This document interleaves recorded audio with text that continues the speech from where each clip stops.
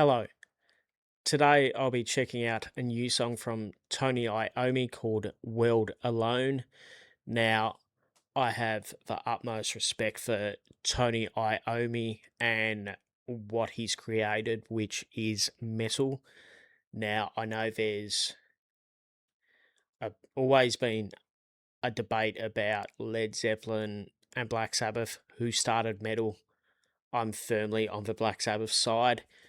Black Sabbath had a really profound impact on me at a really pivotal stage of life, like early teens in a music sense. Um, so Tony, Butler, Bill, and Ozzy, yeah, really shaped my music preference, and it's been that way ever since. So 20 odd years. Um, Not only that, but Ozzy himself, like, I wasn't so good in school. Up until that point, I'd never gone out of my way to pick up a book that I wasn't made to pick up. But their music had such a profound effect on me that I actually out and rented Ozzy Osbourne's autobiography and read it from back to front, of front to back. And yeah, that was definitely the first time I'd ever read a book out of my own accord.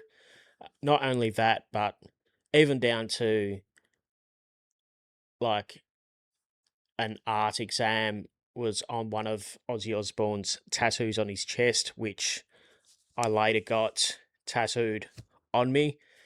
Yeah, so to say they had an effect on me is an understatement.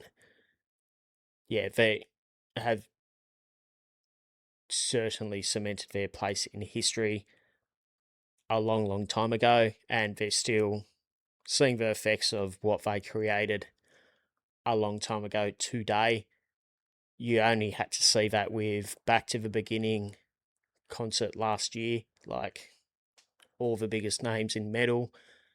I think one of the largest broadcast concerts in history also. And yeah, what was it, 2 weeks before Ozzy passed away? Yeah, which is actually almost a year to the day of when I'm watching this as well. So yeah, just really respect these guys. Keen to watch this though, and the official link is in the description. And don't forget to like and subscribe.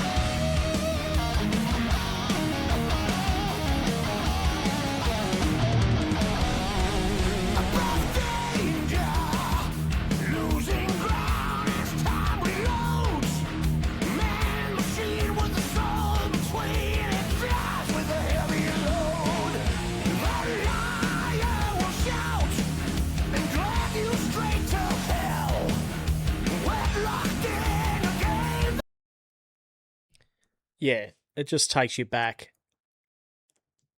It's a really, I guess, timeless sort of sound, especially if you've been into Black Sabbath previously. Yeah, what's Tony these days? He would be in his late 70s. Like, yeah, so impressive. He's obviously still got a passion for the music, which he created. Like, that's such a huge, huge thing to create an entire genre. Like, you go back to the start of rock and roll, like, Elvis is a huge part of my life. Like, there's literally a double bill poster, like, out of frame there that you can't see. The only other one I've seen is actually in Graceland itself. Um, yeah, he sort of started rock and roll along with like Buddy Holly and obviously Jackie Benson and Rocket 88 and the whole blues. Like, blues technically started all of this. Like, they technically started metal. Like, that was a huge influence for Black Sabbath and all of these bands that came after. Like, well, not after, blues is still relevant today, but yeah, to start a genre is such a huge, huge legacy. Like, yeah, and yeah, this still holds up. Like, it's actually really enjoyable. It puts a smile on your face as well. Keen to see where the rest of the song goes. I have a little bit of research to do after this song. I'm really interested to see who this lead singer is that's singing because he sounds familiar.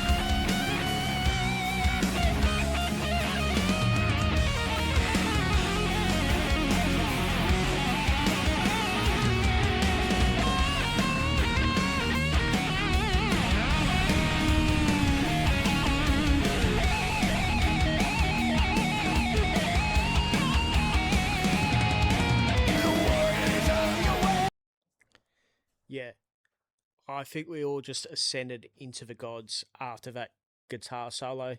Yeah,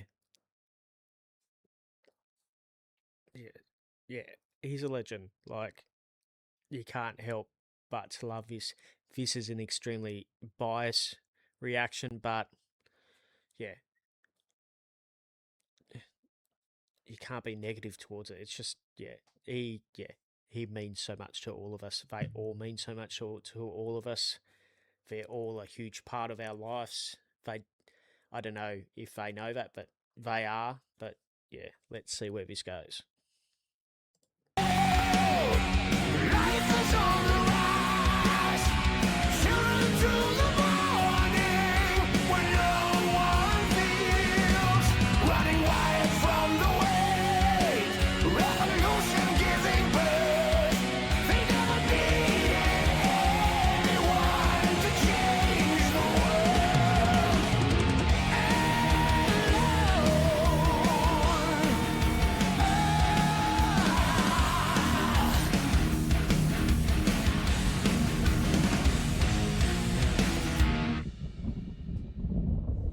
He's our God.